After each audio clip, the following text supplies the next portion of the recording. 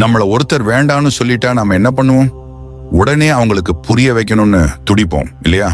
ஆனா புரிஞ்சுக்க மனசு இல்லாதவங்க கிட்ட பேசி எந்த பயனும் இல்ல.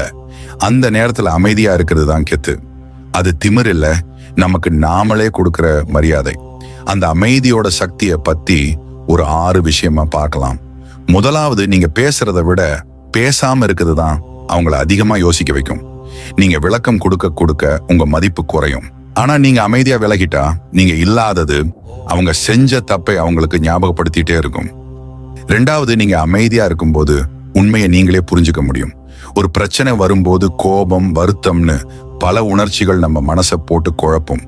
ஆனா நீங்க அமைதியா யோசிக்கும் போதுதான் உண்மையில என்ன நடந்துச்சு உங்களுக்கே தெளிவா புரியும். 3வது, விளக்கம் கேட்டு கெஞ்சாதீங்க. ஒருத்தர் போகும்போது அவங்க கிட்ட போய் காரணம் கேட்டு நிக்கிறதுல அர்த்தம் இல்ல. நீங்களா இது போதும்னு விலகி போறீங்க பாருங்க, அதுதான் உண்மையான முற்றுப்புள்ளி.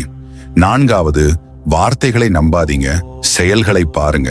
நீங்க பேசாம அமைதியா கவனிக்கும் போதுதான் யார் உண்மையா இருக்காங்க, யார் நடிக்கிறாங்கன்னு உங்களுக்கு தெரியும். அவங்க செயல்கள் தான் உண்மை, வார்த்தைகள் இல்லை. 5வது, விளக்கம் கொடுக்காம இருக்கிறது தான் உங்க தன்னம்பிக்கை. உங்களை ஒருத்தங்க தப்பா புரிஞ்சுக்கிட்டா அதை அவங்க கிட்ட நிரூபிக்க முயற்சி பண்ணாதீங்க. உங்க மதிப்பு என்னன்னு உங்களுக்கு தெரியும், அது போதும். 6வது, உங்க அமைதியான விலகல் தான் அவங்களுக்கு பாடம். நீங்க சண்டை போடுவீங்கன்னு எதிர்பார்த்த இடத்துல நீங்க அமைதியா உங்க வாழ்க்கையை பார்க்க ஆரம்பிக்கும் போது அவங்க செஞ்ச தவறோட வலி அவங்களுக்கு புரியும். உங்க அருமை நீங்க இல்லாதப்பதான் தெரியும்.